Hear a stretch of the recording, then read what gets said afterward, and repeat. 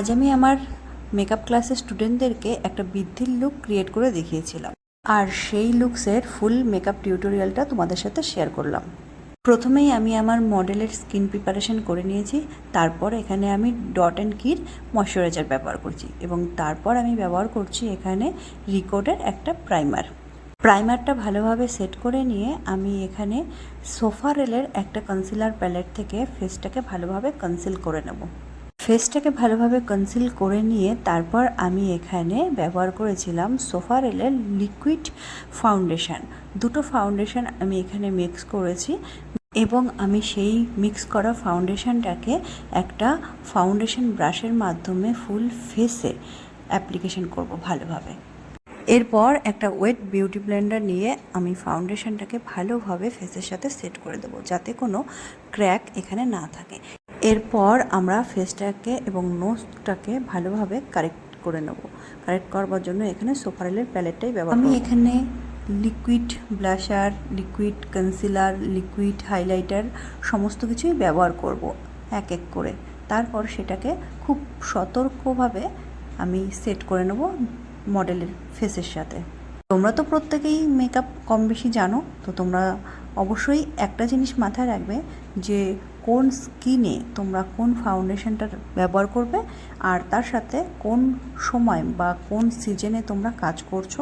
তোমরা যে কাজটা করছো সেটা এসির তলায় বসে করছো নাকি খুব গরমে বাইরে কাজ করছো, এগুলো শুধুমাত্র তোমরা যদি মাথায় রাখো তাহলে খুব ভালো একটা বেস তোমরা ক্রিয়েট করতে পারবে। সমস্ত রকমের লিকুইড জিনিস বা ক্রিমি জিনিস আমাদের অ্যাপ্লিকেশন হয়ে যাবার পর আমরা ব্যবহার করব পাউডার জিনিস। এইবার শুরু করেছি আমি ব্লাশার, মানে এখানে আমি ব্যবহার করছি পাউডার ব্লাশার। এরপর আমি হাইলাইটারের জায়গায় বা আদার্স যে সমস্ত জায়গাগুলো রয়েছে সেই জায়গাগুলোকে এই যে ট্রান্সলুশন পাউডার ব্যবহার করে সেই জায়গাগুলোকে সেট করব। নিউট্রাল কালারের যদি আমরা কোনো ট্রান্সলুশন পাউডার ফেসে ব্যবহার করি তাহলে আমাদের হাইলাইটার বা আমাদের কন্ট্রোরের জায়গাটা বেশি একটা তফাৎ হয় না, কিন্তু আমরা যদি হাইলাইটার এবং কনসিলারের জায়গায় আমরা হাইলাইটিং পাউডার আর কনসিলারের জায়গায় আমরা ব্রোঞ্জার ব্যবহার করি তাহলে জিনিসটা আরও বেশি প্রমিনেন্ট হবে। সমস্ত রকমভাবে পাউডারিং জিনিস আমাদের ব্যবহার হয়ে যাবার পর আমরা ব্যবহার করব হাইলাইটার। এইদিকে আমার বেস মেকআপ কমপ্লিট। আমি এখন শুরু করব আই মেকআপ করবার জন্য আমি প্রথমেই আইব্রোটা ভালোভাবে কারেক্ট করে নেব।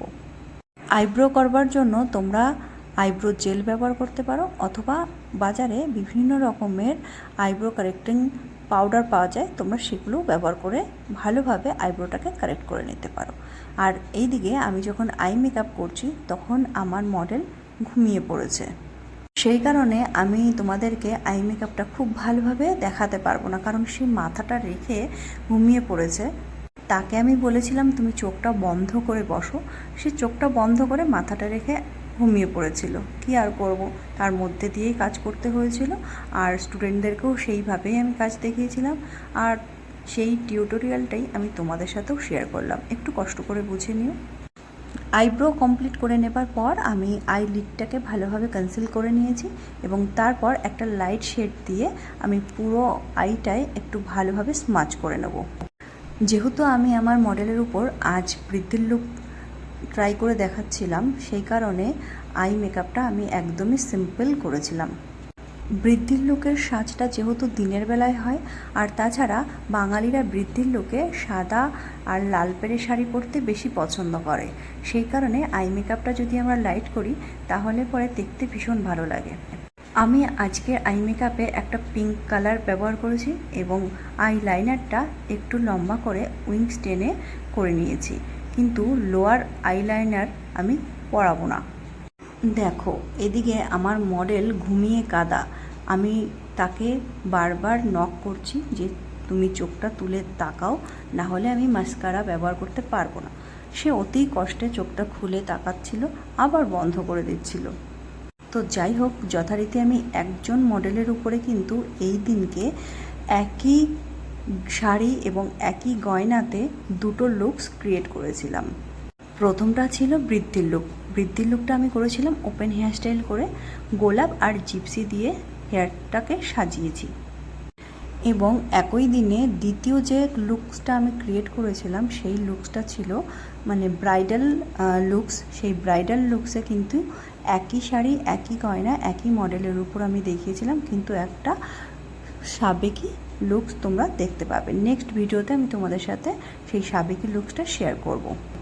বেস মেকআপ এবং আই মেকআপ আমার কমপ্লিট হয়ে গেছে। এখন আমি পরিয়ে নিচ্ছি সোফারেলের লিপ প্যালেট থেকে লিপস্টিক। তারপর আমি এখানে ফিক্সিং ব্যবহার করব।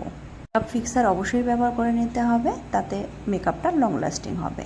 এই যে আমার এখানে বৃদ্ধির লুক কমপ্লিট। চলো তোমরা দেখে নাও এবং তোমরা সকলে জানিও আজকের বৃদ্ধির লুকটা তোমাদের কেমন লাগলো। দেখা হবে এরপর ব্রাইডাল লুকসের সাথে। সবাই ভালো থেকো, টাটা।